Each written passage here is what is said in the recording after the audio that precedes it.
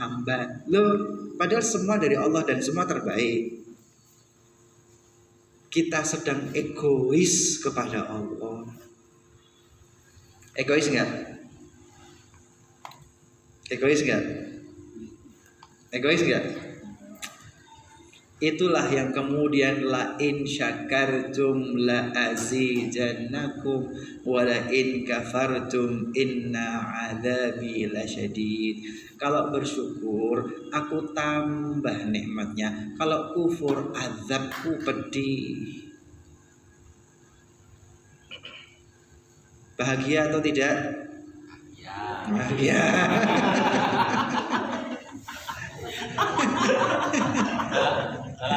Anak sekembang. Ayo sekarang. Hati-hati ketidakbahagiaan terhadap apa yang kita terima. Hati-hati jadi kufur. Hati-hati inna azabi lasyadid. Ini terlalu berat diterima. Penting bahagia. Berat diterima. Ketip.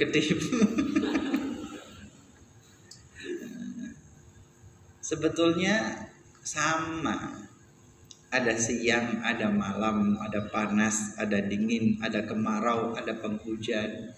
Sebetulnya sama. Tapi kadang-kadang egois kita. Padahal yang Allah berikan pasti yang terbaik. Allah berikan malam, kenapa sih? Biar bisa istirahat. Allah berikan siang, biar bisa kerja. Allah berikan musim panas supaya matahari bersinar, kehidupan berjalan. Tapi Allah berikan musim dingin, musim penghujan supaya tanaman dan kita juga tidak kekeringan, tidak dehidrasi ya basah. Kan semua pada fungsinya. Tapi kadang-kadang kita sakar PDW, egois. Musim panas, waduh rek, panas rek, kan begitu. Musim penghujan, udah terus gak garing-garing kebahan. Egois. Ibu, bapak, ikhwani wa akhwati, sebetulnya yang Allah berikan itu semua membuat kita senang dan bahagia. Asal tidak egois. Tak tanya, ini lagi bahagia atau lagi sedih? Bahagia. Lagi bahagia. Bahagia lagi. Hidup yang Anda jalani selama ini banyak bahagianya atau banyak tidak bahagianya?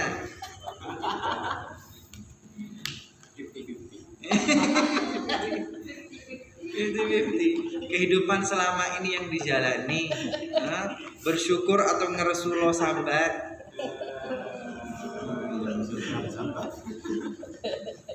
Perbedaan itu karena kita egois, maka milih-milih. Bukan Allah yang salah, bukan karunia-Nya yang salah. Kita yang salah hati dan salah jiwa. Jiwa kita sakit. Jiwa kita sakit hati, sakit jiwa, maka egois dan milih-milih. Padahal apapun yang Allah berikan itu yang terbaik untuk kita. Kalau terbaik bahagia. Oke, sepakat? Sepakatnya kok berat gitu, sepakat. Bahagia atau enggak? Bahagia. Bahagia atau tidak? Bahagia. Bahagia atau sedih? Bahagia. Pokoknya bahagia, Beb. Bahagia dok sudah. Bisa diterima? Oke, ikhwani wa akhwati, ini ngaji tasawuf, ini ngaji jiwa, ini ngaji akhlak, ini ngaji perilaku, ini ngaji attitude. Kenapa? Supaya bertambah usia juga bertambah agama. Jangan bertambah usia tetapi tidak tambah agama, tidak tambah bijaksana. Bertambah usia, ritualnya banyak, tapi jangan sampai sambatnya juga banyak.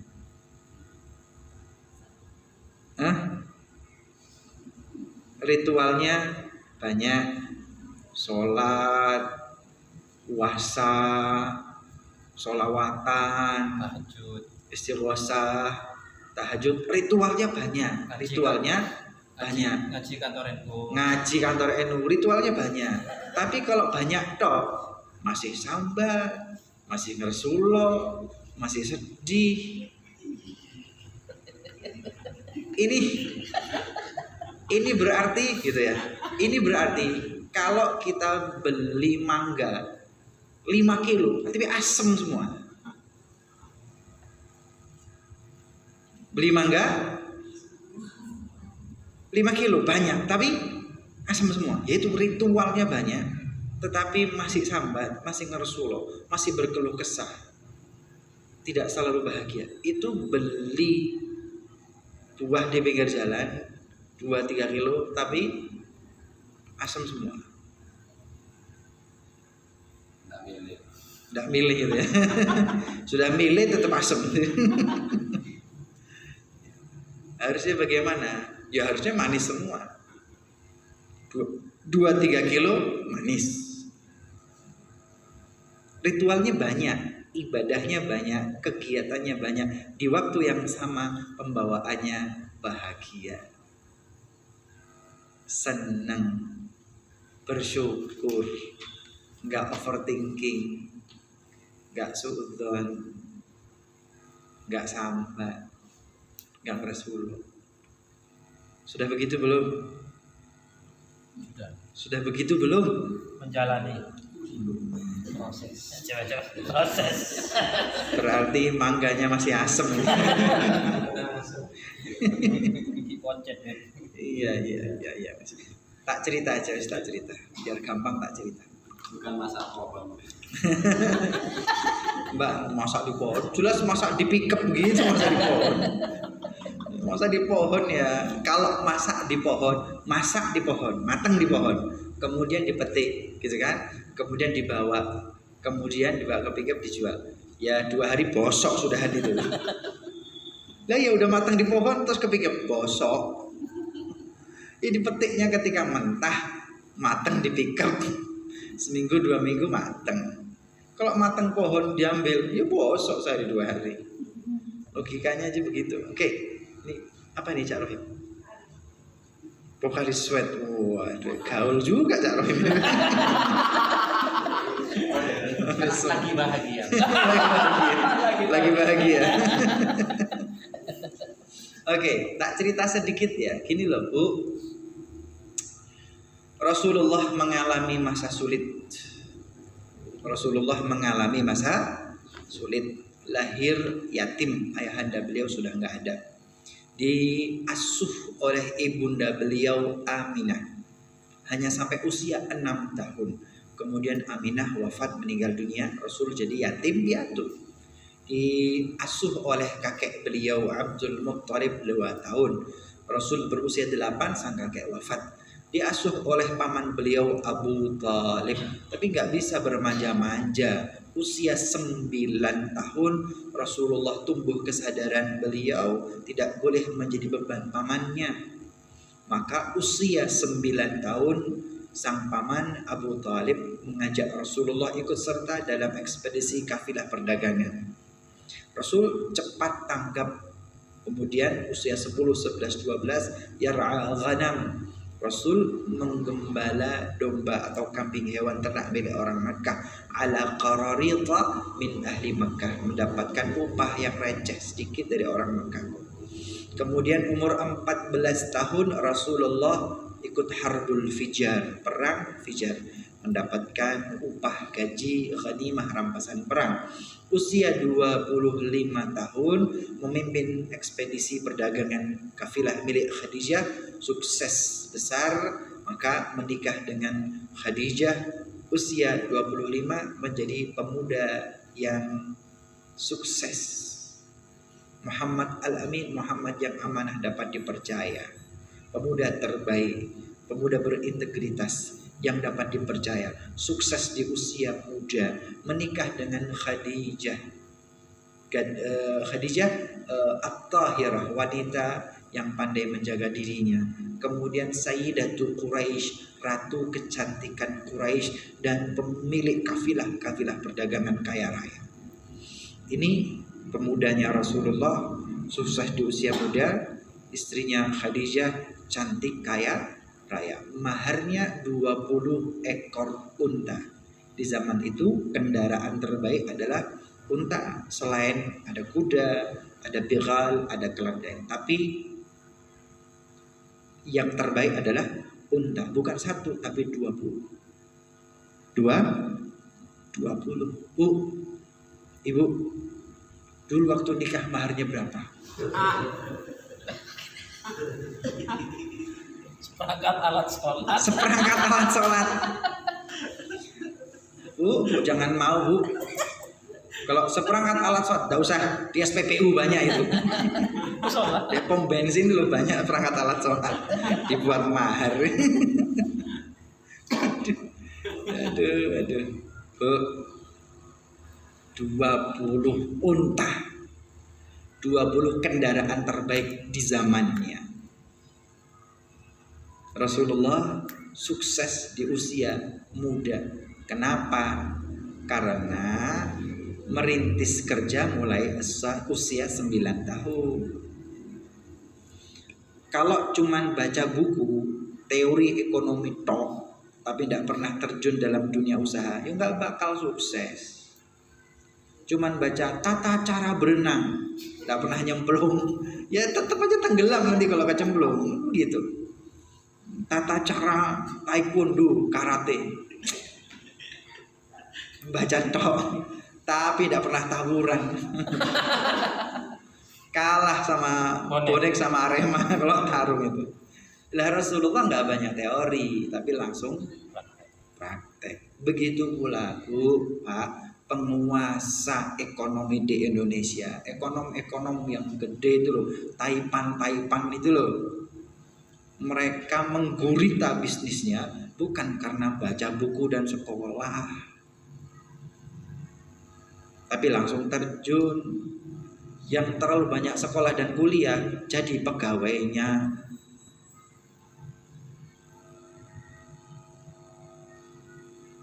Jelas? Rasul sukses. Kenapa? Semenjak usia dini, banting tulang, kerja keras, berganti macam-macam profesi, tidak gentar, tidak mundur, terus berjalan. Setelah 15 tahun berjumpa dengan pintu kesuksesan. Konsisten aja bekerja, istiqomah aja, terus aja jalani, nanti akan ketemu pintu suksesnya. Sepakat? Sepakat? Sepakat? Iya.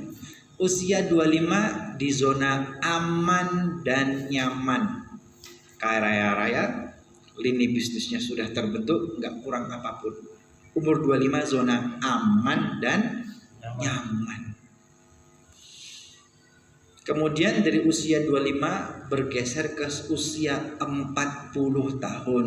Allah muliakan beliau menjadi nabi, menjadi rasul, keluar dari zona aman dan nyaman.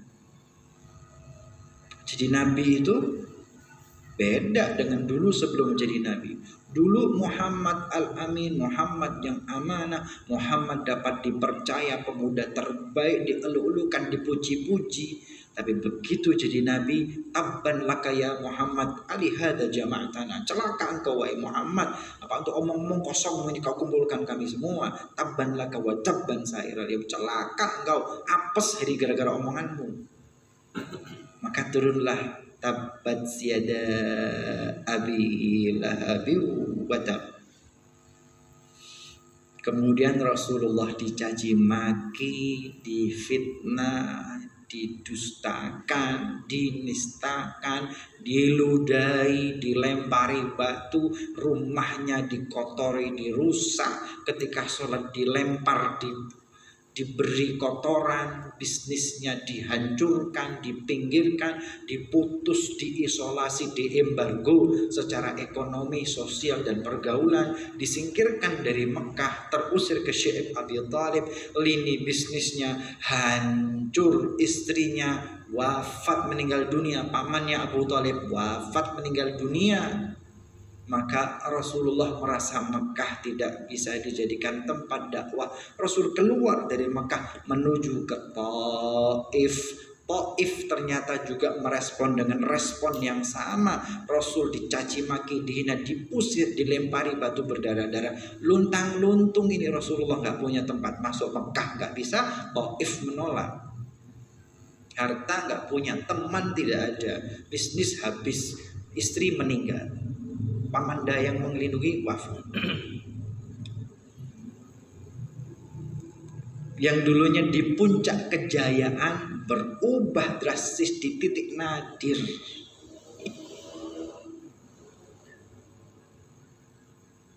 Pak, Bu, tapi itu yang terbaik untuk Rasulullah dari Allah.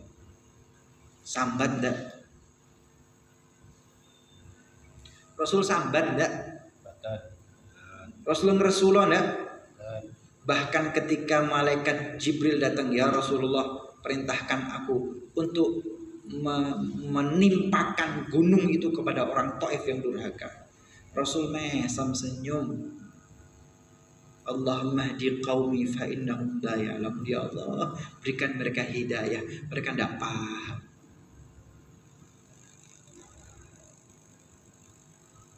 Cukup di situ? Nggak cukup.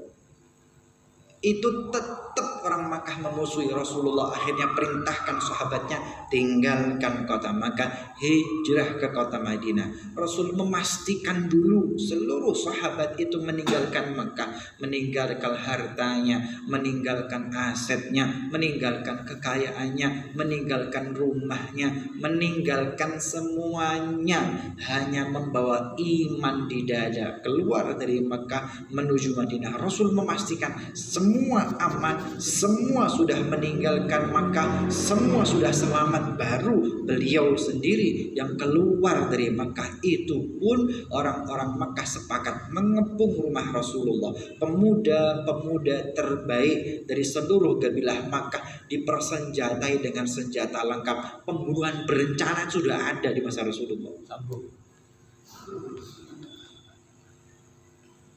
Pembunuhan berencana itu sudah ada semenjak dulu. Dan yang mengeksekusi, yang melakukan, ya jelas pemuda-pemuda yang masih muda-muda ini, barada-barada ini. Ya pemimpin-pemimpinnya di atas tok, perintah-perintah tok, koordinasi di atas. Pelaksananya jelas yang di bawah. Tapi pembunuhan berencana sudah ada. Rasul ambil segenggam pasir, kemudian Rasul katakan syahadil wujuh, sehingga para pemuda yang mengepung rumah Rasulullah bersenjata lengkap, siap senjata, mata mereka terkantuk-kantuk dan terpejam, tidur lelap dengan posisi siap siaga, deep sleep dengan senjata yang sudah siap. Rasul keluar dari rumahnya, bertemu dengan Abu Bakar, meninggalkan kota Makkah, tidak melewati jalur utama menuju Madinah, tapi lewat jalur alternatif, karena jalur utama sedang dicor di Kervis. Enggak lah, jalur utama bukan karena dicor, pabrik gula dicor itu. Ruwet saya jadi sekarang kalau mondar-mandir kemari. Ruwet, sumpah ruwet. Lewat mana sebetulnya? Sebelum nyampe ke barat. Sama aja, jalannya sempit. Kalau berpapasan sama truk, wassalam sudah. Ada dua truk berhadapan-hadapan, wassalam sudah. Kita jadi korban, nggak bisa. Itu terlalu padat dan terlalu sempit. Tapi namanya alternatif ya. Syahadil wujuh. Rasulullah SAW kemudian menghindari jalur utama, lewat jalur alternatif, kemudian sembunyi di Gua Thaur. sembunyi di gua Thaur. Nah, pemuda-pemuda yang siap senjata, mereka terbangun ketika matahari sudah terangkat dan panas terkena wajah mereka. Kaget dan terbangun, malu mereka. Kita siap siaga dengan senjata, tapi tidur sampai siang. Mereka kemudian merangsek masuk, tapi tidak didapati Rasulullah Sallallahu Alaihi Wasallam. Di mana Muhammad? Tanya mereka kepada Ali bin Abi Thalib. Periksa aja CCTV-nya, nggak ada. Mati. Kapan keluarnya? Nggak ada CCTV-nya. Maka kemudian mereka melakukan sweeping dan pengejaran. Seluruh ring, seluruh zona disisir, dikejar, termasuk jalur utama, termasuk sampai ke perbukitan Gunung Batu di dekat Gua Thaur. Ketika mereka akan mendekat ke Gua Thaur, apakah mereka Muhammad sembunyi di dalam? Ternyata di pintu gua sudah ada angkabut, laba-laba yang membuat sarang, sudah ada burung merpati yang membuat sarang dan bertelur. Mereka mengatakan, oh, itu ada sangkar burung, ada sarang. Kalau Muhammad masuk dan bersembunyi, ini rusak. Tapi ini utuh, berarti ya ini kosong, tidak ada siapa-siapa. Mereka tidak masuk, tapi menyisir seluruh wilayah. Ketika Rasul dan Abu Bakar di dalam bersembunyi, Abu Bakar sadar dan melihat bahwa di atas ada celah-celah. Di dalam gua itu di atasnya ada celah-celah yang mereka tampak bahwa ternyata pasukan musuh mondar-mandir. Abu Bakar pucet pasi dan menangis, berurai air mata. Rasul kaget, kenapa engkau menangis? Kata Abu Bakar, ya Rasulullah, mereka semua sedang menyisir tempat ini, sedang sweeping ya Rasulullah. Andai kata yang lewat di atas melihat saja ke bawah, mereka akan melihat kita ya Rasulullah. Rasul hanya tersenyum, senang, bahagia dan mengatakan, Innallah la tahzan, jangan sedih, jangan sambat, jangan ngersulo. Innallaha ma'ana, sungguh Allah, beneran nih Allah bersama kita, nggak sedih deh. La tahzan, innallaha ma'ana, jangan sedih, nggak usah ngersulo, nggak usah sambat, sungguh beneran serius nih Allah bersama kita. Ikhwani wa akhwati, yang membuat bahagia bukan ketika puncak kejayaan bergelimang harta. Yang membuat susah bukan ketika terlunta-lunta terusir begitu sampai bersembunyi. Tapi yang membuat bahagia adalah setiap langkah hidupmu, setiap episode dalam hidupmu ada Allah selalu. Itu yang buat bahagia.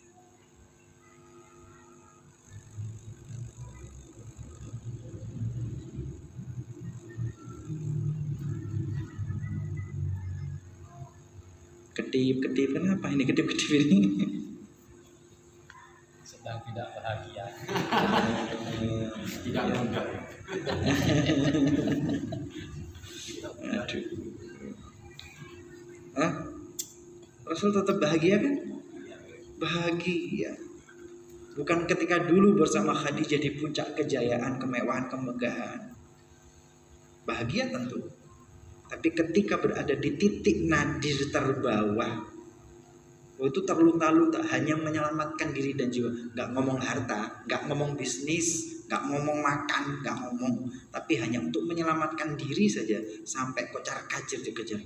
Tapi apakah terancam? Apakah Rasulullah takut? Tidak, senyum. Innallaha ma'ana. Ternyata yang membuat bahagia ketika seluruh langkah hidupmu, episode dalam hidupmu selalu ada Allah. Hati-hati kalau tidak bahagia, berarti hidupmu tidak ada Allahnya itu.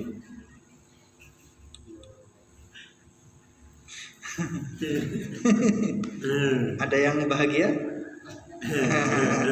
Ada yang tidak bahagia? Hati-hati. Waduh. Beb, apakah berarti kita tidak boleh sedih? Boleh sedih, boleh sedih. Sedih boleh. Boleh sedih? Boleh. Boleh menangis? Boleh, boleh. Kenapa? Rasulullah SAW ketika kehilangan Ibrahim, putra beliau Ibrahim, usia 1 tahunan wafat meninggal dunia. Rasul mandikan sendiri. Rasul kafani sendiri. Rasul gendong sendiri, bopong sendiri. Rasul bawa ke kuburan sendiri, tentu bersama sahabat maksudnya. Tapi beliau tangani sendiri, beliau letakkan di liang lahat sendiri sambil berderai air mata.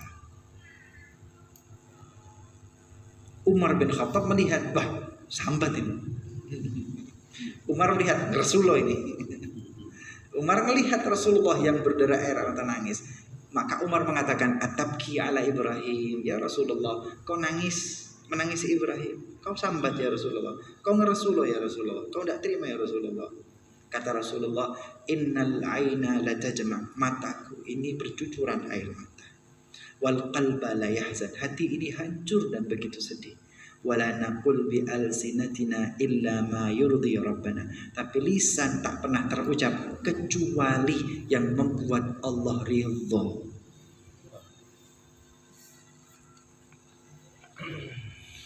Ini kok pada menarik nafas dengan berat gini.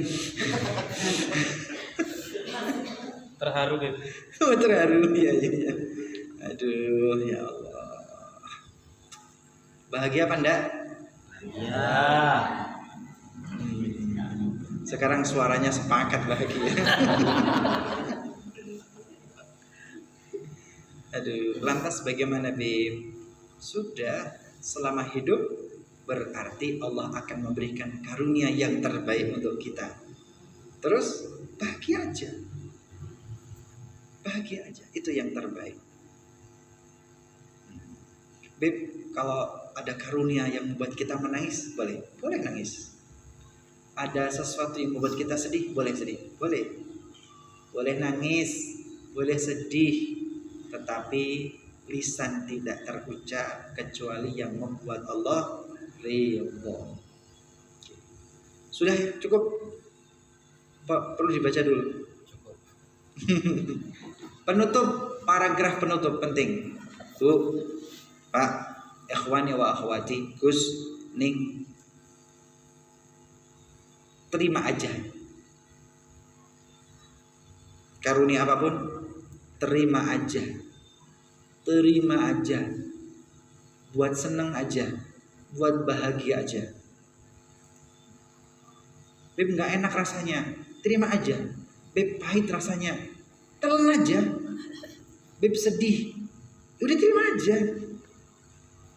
Terima. Kenapa?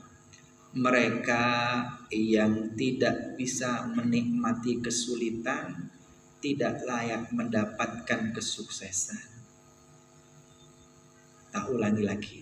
Votes for today. Tulis status. Tulis. Siapa yang tidak menikmati kesulitan, siapa yang tidak menikmati kesulitan, maka tidak layak mendapat kesuksesan. Ulangi. Siapapun yang tidak bisa menikmati kesulitan. Jadi kalau mendapatkan kesulitan itu nikmati. Mendapatkan kesusahan itu dinikmati. Mendapatkan kerepotan nikmati. Siapapun yang tidak bisa menikmati kesulitan, maka ia tidak layak mendapat kesuksesan.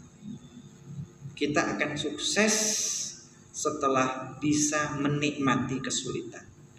Tapi kalau belum bisa menikmati kesulitan, masih ngeresulo, masih sambat, masih menolak, tidak menerima, gak bakal bertemu dengan kesuksesan. Apa tadi? Siapapun yang tidak bisa menikmati kesulitan, maka ia tidak layak mendapat kesuksesan. Terus dibalen-baleni terus gak iso-iso rek.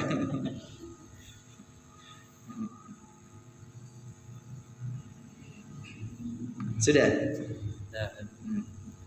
Nanti Habib di tag. Ditulis status di Instagram Habib di tag Taufik Barakbah Malang Instagram. Di tag 86 di tag ya. Oke. Apalagi? Sudah? Bu, Pak, Gus Ning, jangan sampai usia bertambah tetapi kebijaksanaan tidak bertambah. Jangan sampai usia bertambah tetapi spiritual tidak bertambah. Ini dipahami tidak? Usianya nambah tapi tidak bijaksana. Usia nambah tapi ibadah tidak nambah. Usia nambah tapi hidup tidak tenang. Ada gap. Usianya nambah tapi ini bijaksananya tidak nambah, pendek. Usia bertambah tapi tidak bijaksana. Usia bertambah tapi tidak tenang. Nah, untuk mengejar ini supaya bijaksananya juga terangkat dengan cepat, supaya ketenangan hidupnya terangkat dengan cepat. Bagaimana caranya? Allah memberikan ujian, Allah memberikan kesulitan, Allah memberikan kerepotan. Kenapa kesulitan itu datang? Kenapa ujian itu datang? Kenapa repot itu datang? Karena usiamu bertambah, tetapi bijaksanamu tidak tambah. Usiamu bertambah, ketenangan jiwamu tidak nambah. Maka perlu diposter, diangkat dengan ujian dan kesulitan. Maka kembali lagi bahwa yang kita terima dari Allah itu pasti yang terbaik. Ada maksudnya Allah kasih yang tidak enak itu. Allah kasih sulit, Allah kasih pahit, Allah kasih gagal, Allah kasih ini, Allah kasih itu. Ada maksudnya. Maka kadang-kadang kita tidak paham maksud Allah. Maka merasa bahagia enggak? Enggak. Bahagia aja itu yang terbaik kok.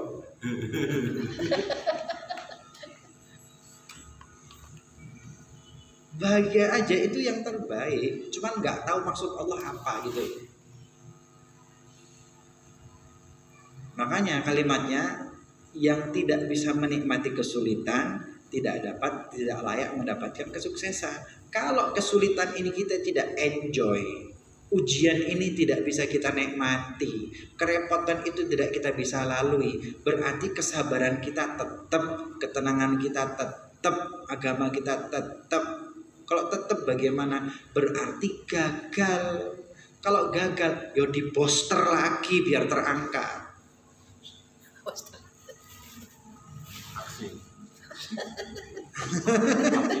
Aduh, gagal ini gitu kan. Kesulitan pertama datang, tapi ternyata diresponnya itu loh negatif, sambat, kersulo, tidak tambah tenang. Loh, berarti kan gagal.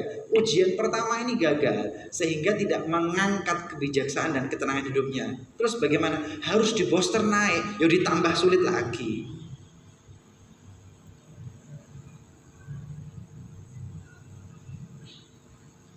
Makanya ya Allah, urip kok koyok ngene.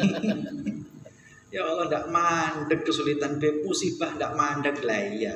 Berarti kamu gagal sehingga diposter terus sama Allah Ta'ala. Coba sekali kesulitan tadi langsung nerima, alhamdulillah, sabar. Kalau ada ujian berikutnya, dosisnya kecil. Tapi kalau pancet, dosisnya tambah dosisnya tambah nemen. Ayo, hidupnya bahagia apa enggak? Bahagia. Minta di poster apa enggak?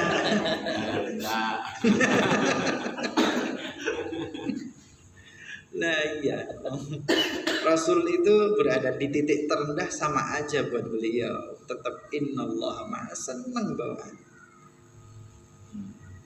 Sampai di sini diterima? Penutup, hidup itu masalah respon. Hidup itu masalah respon. Hidup itu masalah respon. Ketika harta datang, responmu bagaimana sih? Begitu, hidup itu respon. Ketika harta Allah ambil, responmu bagaimana sih?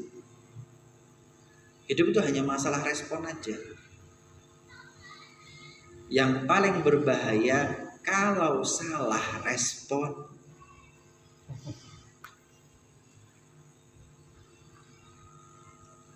Hidup itu masalah respon. Kalau salah respon, bahaya.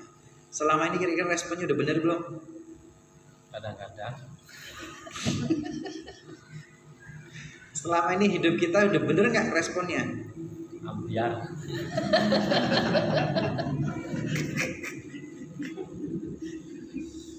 Hidup itu masalah respon. Ketika gemerlap dunia datang, responnya bagaimana? Ketika gemerlap hilang, responnya bagaimana? Ketika diberikan kesehatan, responnya bagaimana? Ketika dikasih sakit, responnya bagaimana? Hidup itu masalah respon. Maka respon yang benar. Sampun? Ada pertanyaan? Sabun. Aduh, apa terusan direre? Kalimat penutup. Ini kayaknya sudah saya sampaikan tahun pertemuan kemarin, belum? Bulan lalu. Oke, sampaikan. Kata-kata mutiara. Basah. Keep learning.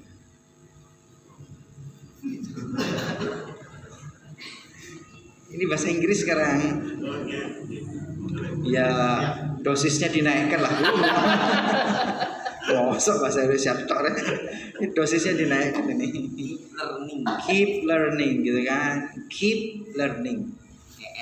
Terus keep learning, KF learning ya dia aja. Keep learning, tetaplah belajar. Keep learning because life is never stop teaching. Karena hidup itu tidak akan berhenti memberikan kamu pelajaran. Keep learning, tetaplah belajar, tetaplah ngaji, tetaplah pengawasan, tetaplah kajian. Keep learning because life is never stop teaching. Karena kehidupan tidak akan berhenti memberikanmu pelajaran.